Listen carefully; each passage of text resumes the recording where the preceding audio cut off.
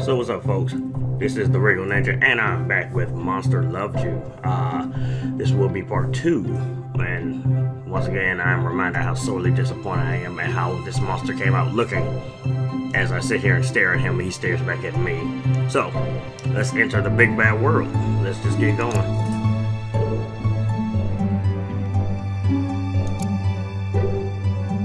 Okay, let's go with this fight. You hear screams, shrieks, and cheers, and you come running. The oldest monster is fighting a challenger. Even the elder monsters flee to safe distance. I can't talk today. They know this could turn out badly. Who's fighting? That's what I want to know. Everyone knows and fears the power of the oldest monster, except apparently this big purple guy you've never seen before. That narrowed it down immensely.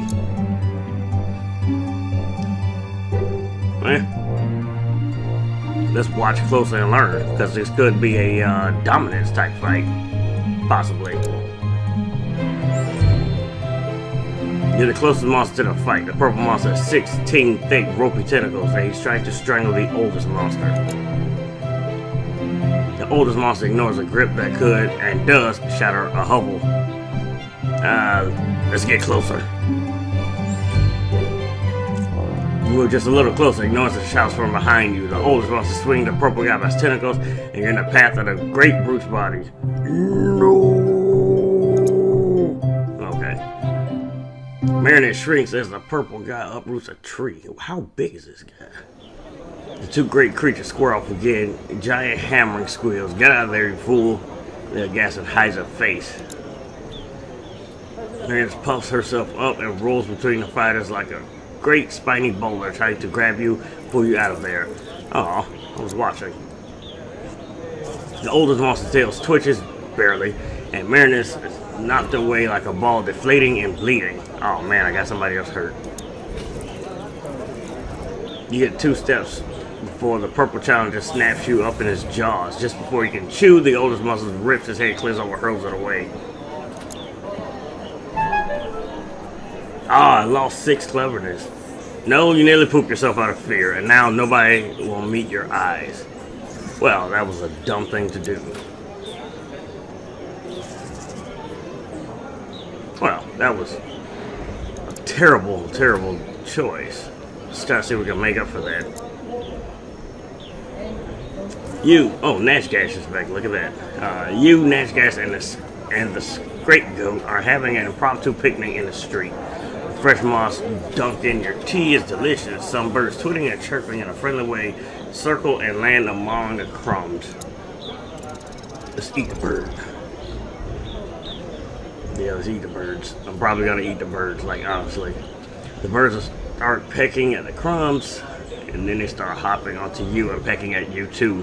You have crumbs on you, and they want them right now. Let's eat the birds. You got a bird try to gobble up in one bite. Unfortunately, your mouth doesn't get big enough, so you end up having to eat it in multiple bites. Huh, messy. Nashgash laughs as your bloody jaws creak and grind. The Scapegoat looks on and nibbles some. What? That's a stupid looking goat. Oh my god.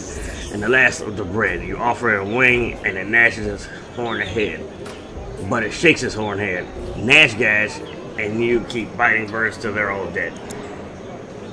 And I bet that was a pretty picture. Let's go with this one. Apparently me and Nashgash are friends, or just frenemies. Maybe we're like bad friends with each other. Whatever. You, Nashgash, and Gobclaws hide in a stand of prickly thorn bushes. That's a terrible place to hide. Watching human children run back to their bus. But what's that they left? Shiny red round things. It's a scooter. Let's race to it. You all charge out of the bushes on the trip over each other and land in a pig pile of feathers, scales, and fur. Now what? Mine! Kick the others in the face. You lunge towards the scooter, only to be tripped at the last second by Nashgash. She scoots away laughing at you. You suck. Oh, that was it? That sucked. Whatever. Okay. Let's go to Mosquito. After the rain, the last puddles linger. Looking into one, you see hundreds of tiny wriggling bugs. Let's look at the little bugs. I had to get my cleverness back, I guess. The tiny bugs come to the surface of the puddle, breathe a little air, and then swim down again. They don't seem to be fighting each other. Let's study them. Yeah, it's going up. You think they're baby mosquitoes? The puddle will probably come before they can grow up and escape it. Let's go with kind of sad. I don't want to be too evil, too fierce. I'm trying to stay very in the middle. Even as you stand there looking down at the puddle, slowly shrinking, Blistery joins you, looks at the book and says, "Hey, a snack." Let's give him a lecture, see what he does. Oh, my cleverness is going up so much, I'm smart.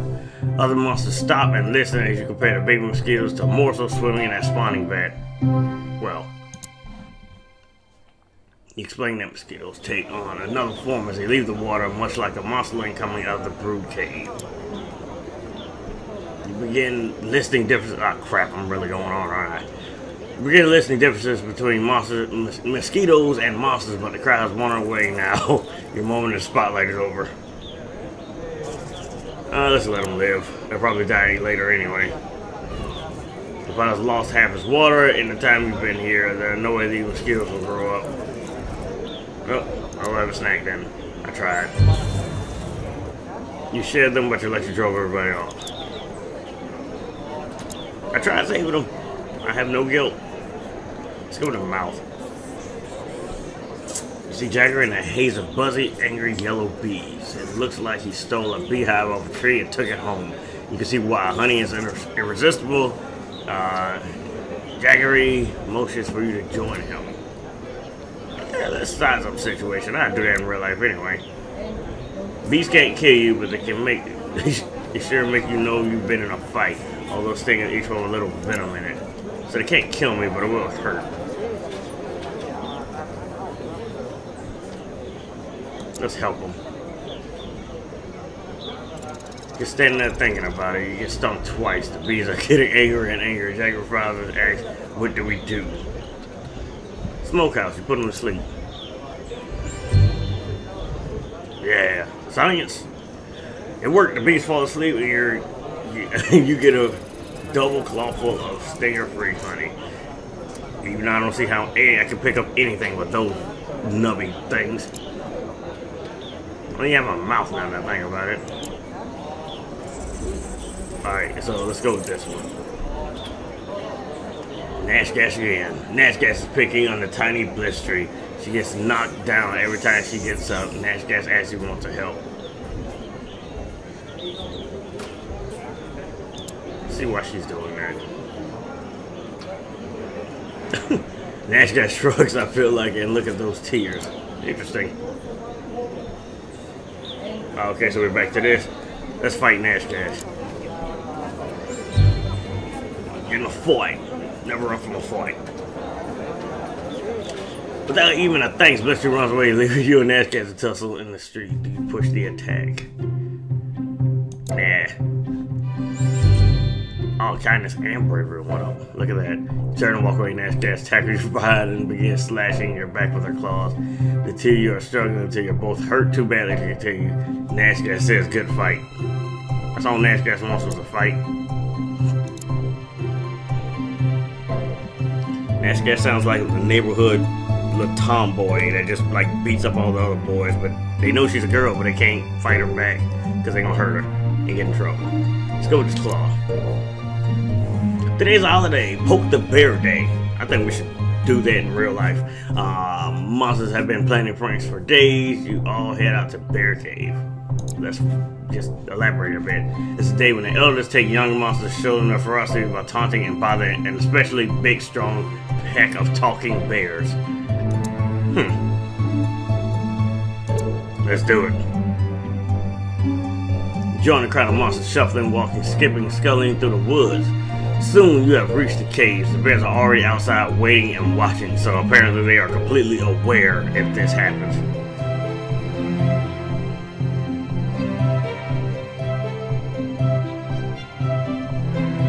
You're just gonna find the biggest bear. messing fur fangs when you're done. The bear has fled before your fearsome poking. And you gotten appreciate backslash from everyone. Nasdash says you weren't cruel enough, though. Of course, Nasdash would say that. Why wouldn't she say that?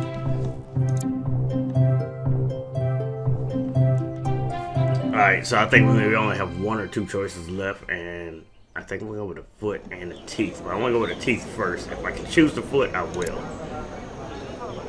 As you're walking down the street, you feel a stinging sensation. Something just bit your foot. Singing do I diddy diddy dum diddy do. Okay. When you look down, you see a small pile of human teeth in a small wire mesh bag. Some monster must have dropped them. One of them acting as a tooth fairy. They're teeth from baby humans. Some monster collect them and play a game with them, like marbles. I don't want teeth. You visit Mopsy Moore, who agrees to publish a found ad in the Omen Harbinger if you want. She says I can do a feature on how honest you were today, too.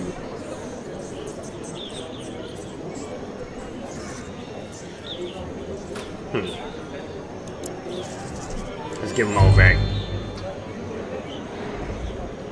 He sees in the ad the paper hammer as comes and get his teeth back. You don't step up and take credit, but Mopsy whispers something to Harmring, who looks at you with dawning respect. Yeah.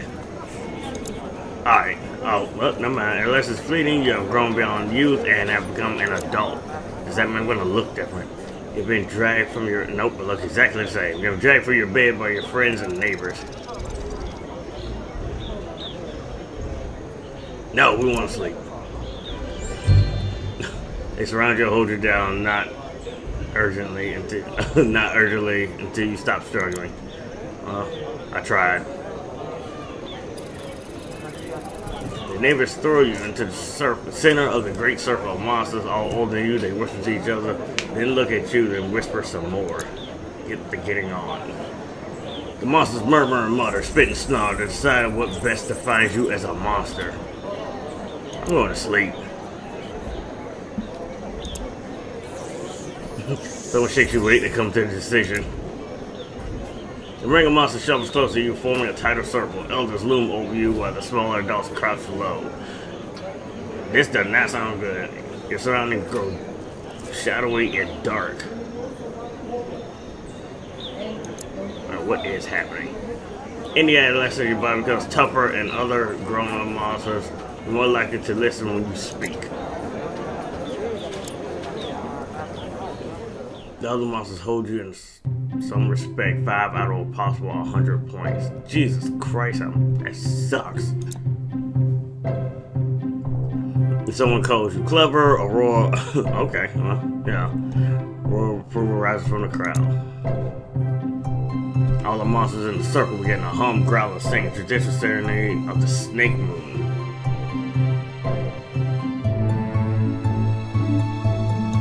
Let's do that. I'm clever enough.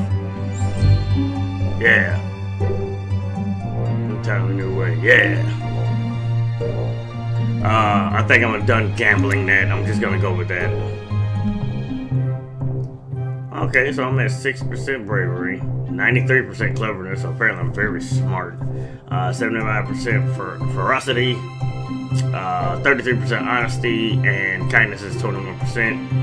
I gotta check and see what the heck that is. I just know I'm at 10%. Okay, I still can't check it. Yes, you're an adult now. You grow stronger over time, but your personality is no longer as mutable as it was when you were young. Onward to adulthood. God, I look so retarded. Let's go to the whale list. Mess with the script, though. Squirrel hops up, pulls something like bright red and bushy tail, ready to bury nuts and make something of itself. You drop on it from a branch, grab it, and twist its head off. Well, that's one way to start your day, I guess. The young wolf suddenly leaps in front of you, snaps the squirrel out of the claws, and run off laughing and barking. Let's turn the tables on it. The second squirrel creeps up and pokes at the discorporated head of the first one. You grab the new squirrel and chew on it, a little thinking.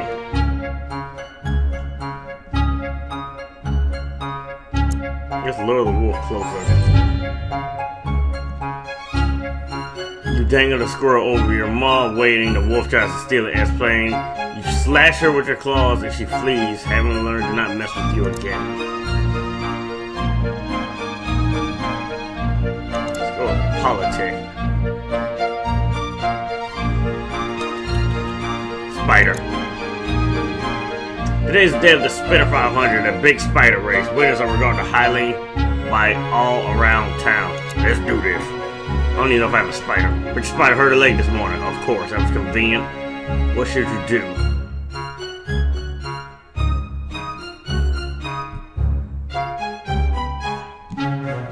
Let's watch with the spider. I don't want to throw it in there like that. With a tear in the spiral, you and your spider watch from the stands. The spider sucks the butter out of a piece of popcorn and gives you 4 tiny thumbs up at once. She rubs her healing leg and says, next year's the year if a bird doesn't eat me. Apparently everything can talk. Snake. The snake moon is rising in the sky, and it's time to gather snakes for the ritual. Let's see what the snake moon is. Sometimes the full moon has got shadows on it, and that's got to mean something. Monsters celebrate these shadows with snake soup. So we're eating snake. That doesn't sound like anything outside of Alabama or at all, or Texas maybe. I'm not sure. I'm not from either one of those places. Anyway, other monsters will bring plenty of snakes. Let's go ahead and get some snakes. You wonder if it's near the whale mist. It's easy to catch snakes, but every time you reach for another one, some of them squirm out of your grasp. Most of your snakes are getting away. Let's catch them alive. They're probably better that way. Oh, look at that. Everyone claps you in a row with 3 living snakes hanging from you by their fangs. Apparently snake venom does nothing to me. Snakes are added to the cauldron along with a mass of other snakes still writhing and others lying still. Oh, that's it? Okay. I think I have enough time to do maybe one more. So let's go with this sword. You find a red hood in a basket in the middle of a human forest. Like we don't know where this property is going. A human house is nearby. Funny, you never noticed it before. There's a white picket fence out front. Let's circle it. There's a great deal of blood in the yard, along with a half-dead wolf coughing weakly. It looks like I'm too late. Woodcutters, friend, you can't trust them. Beware their exit, even worse than knives. The wolf finishes dying. I'm gonna respect the wolf. I really thought about eating it, but I'm gonna respect it. You're not sure if you're respecting the human capacity for killing or the wolf's perfectly timed last words, but before you can come to a decision, you've grown bored. Okay, I'm eating it anyway. So I still got both anyway. Okay, you hold the strangely heavy carcass back home. It's full of rocks. Elder points out that a sewn up gash down the wolf's belly and says it was good work. Yeah, I'm not gonna take credit for that. The elder is impressed with your honesty and says so. You open the gash and find stones inside the wolf. How odd. So I don't get to eat it? Oh, that sucks. Okay, well, that was gonna be my last one for now. So, I'm going to wrap that up. And that will be the end of part 2 for Monster Loves You. I will be back fairly soon. I did have a long working weekend, so I did not post anything then. But if you're looking at this in the future, the next video will already be up. Otherwise, be patient. I should have it up in a couple days at best. Definitely, I promise you that. So, till next time, I will catch you on the flip side. Deuces.